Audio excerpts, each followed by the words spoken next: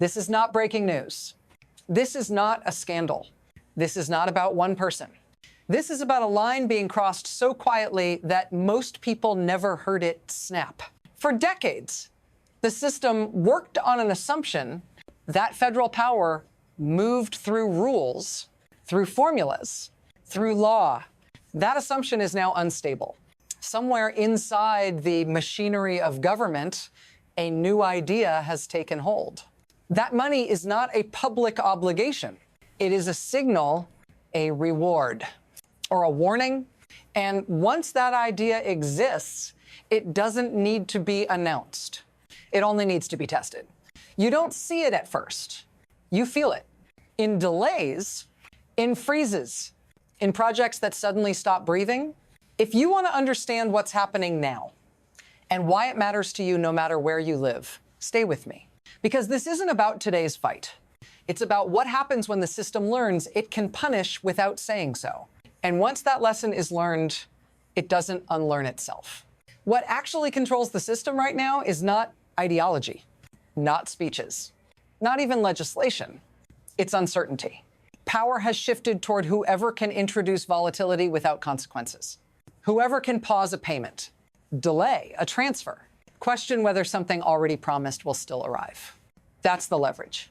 In theory, federal money moves automatically. Congress appropriates it. Agencies distribute it. States plan around it. In practice, that chain has been interrupted. The system is being reprogrammed to treat funding as conditional, not on performance, not on need, but on alignment. This is how control works now. Quietly, administratively, nothing has to be announced. Nothing has to be voted on again. The mere possibility that support can be withdrawn is enough to reshape behavior. States hesitate, institutions stall. Long-term planning collapses into short-term survival. And once uncertainty becomes the governing force, the system stops functioning as a system at all. It becomes something else. And that shift is already further along than most people realize. There was a time when this would have been unthinkable. Before, money moved first. Politics came later. States disagreed. They sued. They protested. But the baseline assumption held. If Congress appropriated the funds arrived. That baseline is gone. The shift didn't happen all at once. That's why it worked. It began with pauses, reviews, temporary holds that stretched just long enough to hurt, but not long enough to trigger panic. Slow change is always the most dangerous kind because people adapt to it. Agencies rewrote timelines. States learned to wait. Programs learned to survive on fumes. What used to be automatic became discretionary. What used to be guaranteed became negotiable. And once that happened, the power dynamic flipped. The question was no longer, is this legal? It became, how long can we endure the delay? That's not governance. That's pressure. And pressure, applied slowly, reshapes behavior without ever making the news. But pressure always seeks a breaking point. And that breaking point was coming. The first visible shock didn't arrive as an announcement. It arrived as a stop. Billions of dollars, already approved, already planned for, suddenly went still. Clean energy projects, infrastructure timelines, work that had permits, partners, and payrolls. And the pattern mattered more than the amount. Some states were told to wait, others weren't. Same programs. Same laws, different outcomes. This wasn't a budget cut. Cuts are debated. This was a freeze, a pause with no clock, no explanation that held up, no appeal that moved fast enough to matter. The message was implicit, but unmistakable. Support was no longer national. It was selective. And once that happened, every governor noticed, every agency noticed, every private partner noticed. Because if clean energy funding could be stopped this way, so could anything else. Childcare, social services, public health. The system had revealed a new capability, and it wasn't done testing it. This only works because of how the system actually functions behind the scenes. On paper, Congress controls the money. In reality, the executive controls the timing. Funds don't move as a single act.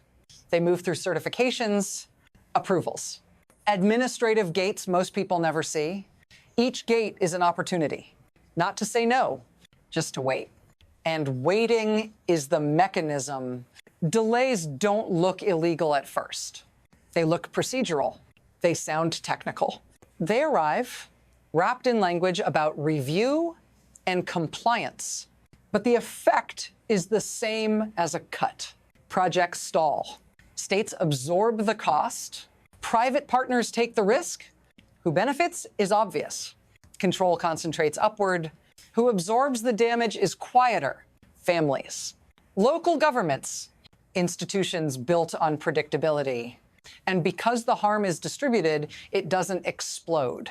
It seeps. This is how a system is bent without formally breaking it.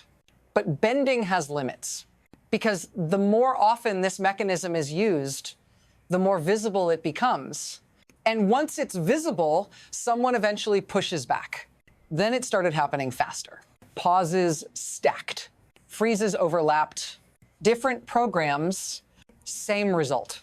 Energy funding stopped, then childcare, then social services.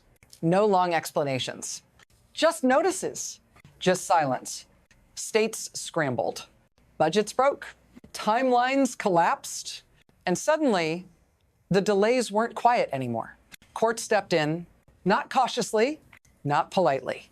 Orders came down immediately, sometimes more than once a day, blocked, restored, illegal, again and again. The speed mattered because this wasn't one mistake. It was repetition.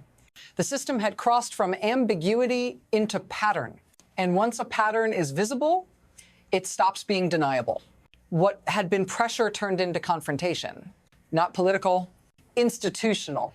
The executive kept pulling the lever. The courts kept slamming it back. Over and over. That kind of collision doesn't stabilize a system. It stresses it. And stress at this level never stays contained.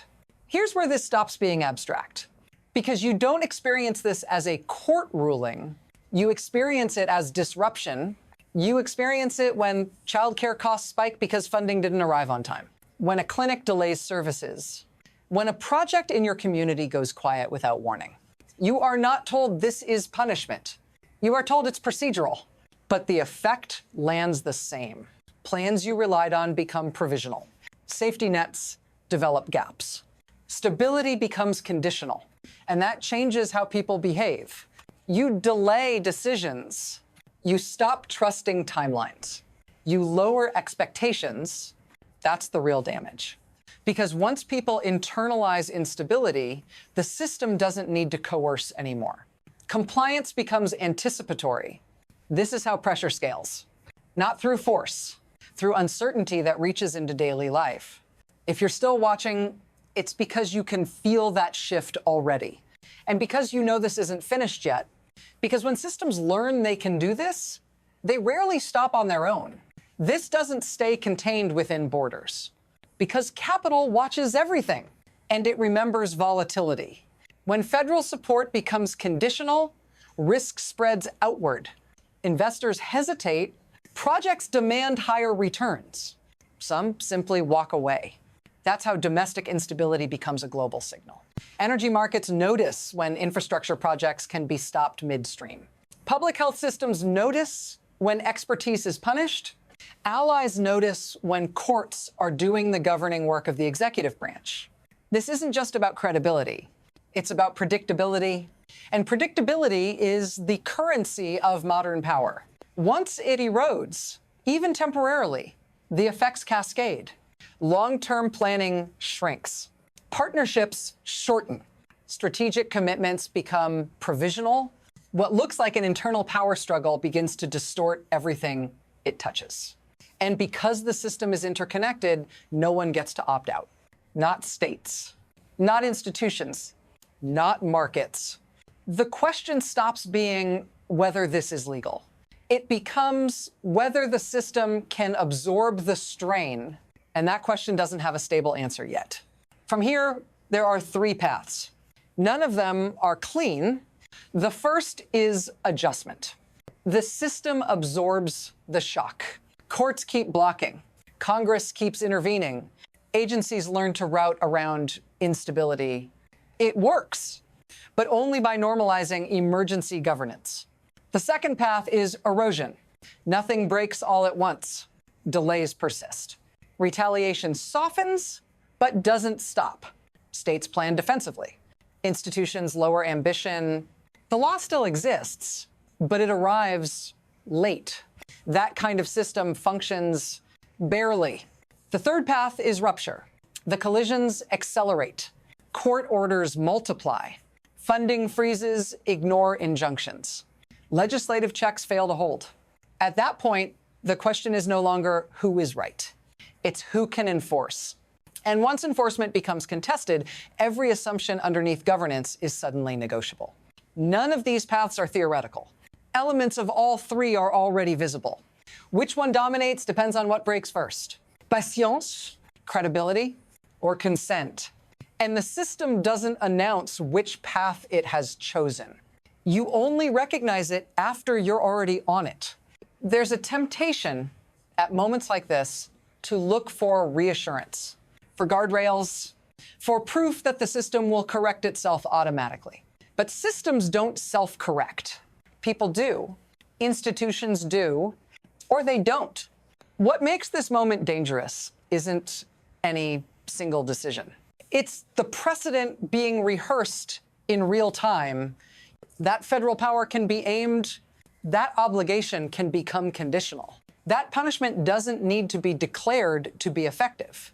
Once that logic exists, it doesn't disappear with one ruling or one election. It lingers, waiting to be used again. The question now isn't whether this was legal. Courts have answered that. The question is whether the system remembers what this felt like, and whether it decides this was an aberration or a template.